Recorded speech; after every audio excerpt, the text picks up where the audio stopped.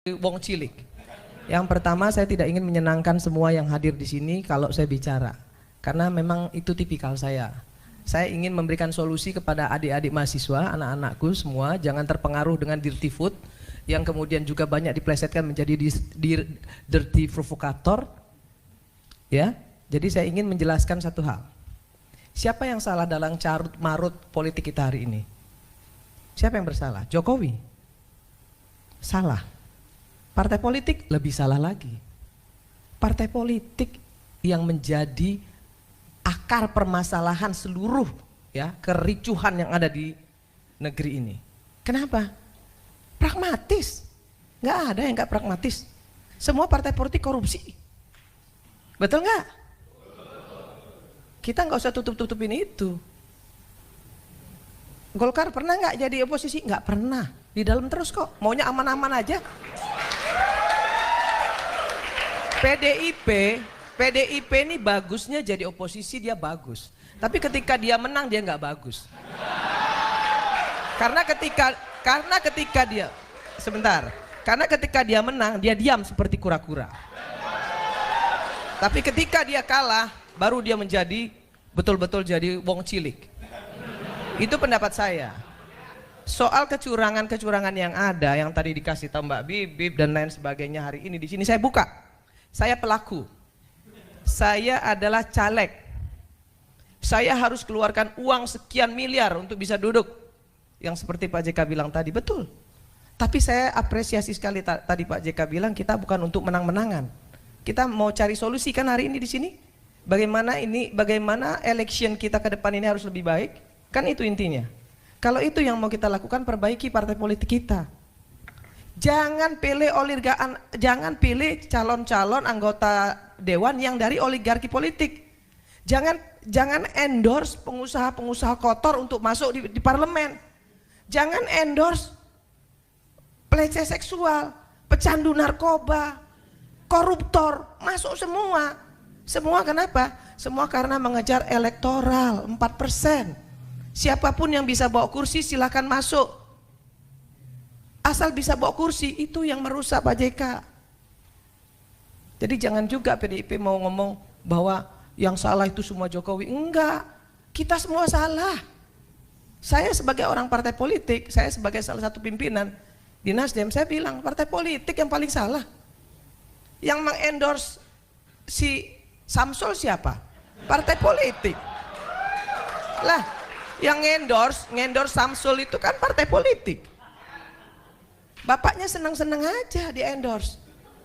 Terus Pak PDIP misalnya bilang Jokowi pengkhianat, mengkhianati PDIP. Lah kalau memang mau membenahi election ini, nggak perlu dong ribut-ribut. Jokowi nggak lagi bersama dengan PDIP, nggak perlu. Cuek aja, PDIP juga bisa kok. Kan itu harusnya. Tapi kan PDIP ribut. Kenapa Jokowi minggat dari PDIP? Kan itu adik-adikku. Dan jangan mau juga yang mahasiswa hari ini ditantang-tantangin untuk turun ke jalan, kemudian jadi korban, jangan mau. Belalah harkat martabat rakyat. Anda semua adik-adikku, anak-anakku, berdiri di depan untuk rakyat. Bukan untuk partai politik. Bukan untuk partai politik. Bukan untuk kekuasaan, nggak usah. Ada satu yang ingin saya sampaikan. Pemerintah yang absolut, terlalu absolut, dia pasti diktator. Maka kemudian harus ada oposisi. Harus ada, wajib. Kalau nggak ada oposisi, pemerintah itu jadi diktator. Maka harus ada oposisi. Tapi apa yang terjadi? Oposisi di Indonesia ini banci semua. Kenapa saya bilang banci? Orang masih melempar batu sembunyi tangan kok, masih ngemis-ngemis kok dari pemerintah.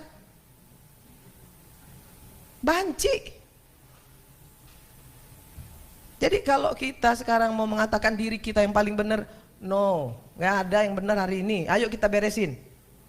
Dari mana dimulainya? Dari DPR. DPR ini biangnya nih, ya. Yang namanya undang-undang itu produknya dibikin oleh DPR sama pemerintah.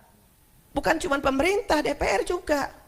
Nah kenapa undang-undangnya semuanya DPR-nya ikut-ikut semua mengesahkan?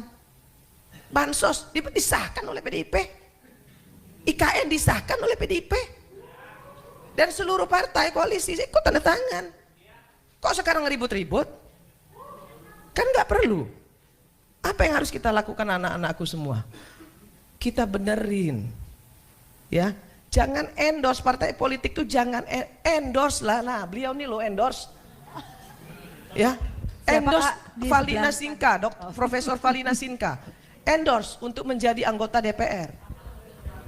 Ya, jangan endorse orang yang sudah cacat moral, udah melakukan pelecehan seksual, masih bisa jadi anggota DPR. Pecandu narkoba menang, suara terbanyak. Gila gak? Di dapil saya nih sekarang hari ini, kalau dikatakan pemilu ini curang, semua partai politik curang. Kenapa? Loh, nggak ada yang nggak curang, bos. PDIP punya bupati, Nasdem punya bupati, PAN punya bupati, semua partai politik punya bupati, dan mereka semua bisa nunjuk KPPS kok. Dan KPPS itu membela partainya masing-masing semua. Mohon maaf, bos. Mohon maaf, bos, ya. Semua itu fakta, anak-anakku, itu fakta, nak. Itu fakta. Semua KPPS, ya, itu ditunjuk oleh bupati, ditunjuk oleh camat. Mungkin kecuali beliau enggak kali ya. Tapi kalau yang lain iya. Maka kemudian yang dilakukan apa? Ya perintah bosnya, perintah yang nunjuknya. Tahu nggak sih kalau mau jadi komisioner KPU itu berapa bayarannya? Mahal. Sampai dengan 500 juta mau jadi komisioner kabupaten. Mau jadi KPPS berapa? Ada duitnya. Nah kalau semua itu seperti itu, terus kita mau ngomong, ya, mau ngomong pemerintah aja yang mau kita salahkan, nggak bisa, bos. Salah semua. Jokowi bisa sekuat ini, kenapa? Karena partai politiknya korup. Karena partai politiknya bisa disogok. Karena partai politiknya bisa dikuasai. Makanya jadi hebat. Coba kalau partai politiknya nggak pragmatis. Coba kalau partai politiknya nggak korup, nggak bakal bisa digenggam sama Jokowi. Siapa dia? Tapi apakah kita harus membenahi ini? Harus. Nggak boleh juga dia mentang-mentang. Nggak boleh juga dia semena-mena. Ini negara harus benar. Harus kita lawan juga. Tapi bersihin dulu dong partai politiknya. Kan gitu, Mbak. Partai politiknya benerin dulu. Ini Pak Golkar ada di kabinet. Sampai hari ini Nasdem juga belum keluar dari kabinet. PDIP nggak keluar dari kabinet. Ya kan? Terus ngomong pemerintah salah, begini, begono, begini. Dia sendiri melakukan kesalahan. Saya ngomong begini saya berani, kenapa? Ada satu Pak Jika yang ingin saya sampaikan dengan Bapak yang saya sangat hormati.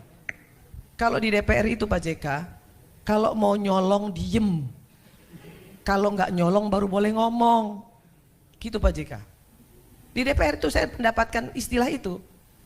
Irma, kalau kamu kritis kamu jangan nyolong, tapi kalau kamu mau nyolong kamu diem-diem aja, jangan ngomong-ngomong, jadi aja follower. Itu yang terjadi sekarang. Rusak parlemen kita ini. Bahkan ada di komisi 9 saya itu ada 52 anggota. Ada 1, 2, 3, 4 orang, 5 orang sampai 10 orang yang 1 tahun datang cuma 5 kali. Tapi kalau kunjungan ke luar negeri dia ikut. Kalau kunjungan kerja dia ikut ambil duit. Tapi nggak pernah datang. Partainya nggak memberikan punishment. Anggota saya nggak datang, saya potong representasinya saya potong. Serius. Teriak-teriak sama saya, emang gue pikirin. Oh, saya bukan siapa-siapa Pak. Saya rakyat biasa. Saya ini bukan anak pejabat, anak orang miskin. Yang kebetulan saja diberi rezeki oleh Allah Subhanahu Wa Taala, kemudian saya bisa duduk dalam posisi ini. Saya takut nggak ngomong begini. Dulu waktu saya menjadi juru bicara Jokowi Ma'ruf, saya bilang kalau Prabowo menang saya hilang. Saya bicara itu di TV. Saya nggak takut. Saya nggak pernah diintimidasi tuh. Nggak pernah. Kenapa? Saya hanya takut sama Allah Subhanahu Wa Taala, dan ketika saya melakukan kesalahan, saya cuma takut itu. Nah, jadi kita semua di sini, anak-anakku, terutama mahasiswa, jangan mau diprovokasi ya. Turun-turun ke jalan tanpa kejelasan jangan mau. Cari tahu dulu. Gak perlu gagah-gagahan tapi salah. Jangan deh. Jagalah negeri ini. Yang lebih penting adalah persatuan dan kesatuan bangsa kita ini gak boleh dipecah-pecah. Jangan ini oknum-oknum yang banyak ngomong hari ini, itu justru menghadap-hadapkan rakyat dengan rakyat dan menghadap-hadapkan rakyat dengan pemerintah. Itu yang terjadi. Akademisi kita banyak juga kok partisan. Nih, banyak juga lah media yang partisan, yang berpihak. Bilang enggak, tai kucing. Tai kucing, saya tahu juga kok. Ya kan?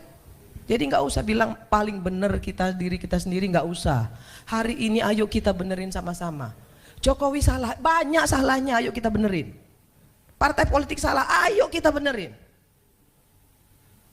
Itu yang harus kita lakukan hari ini. Buka mata kita semualah.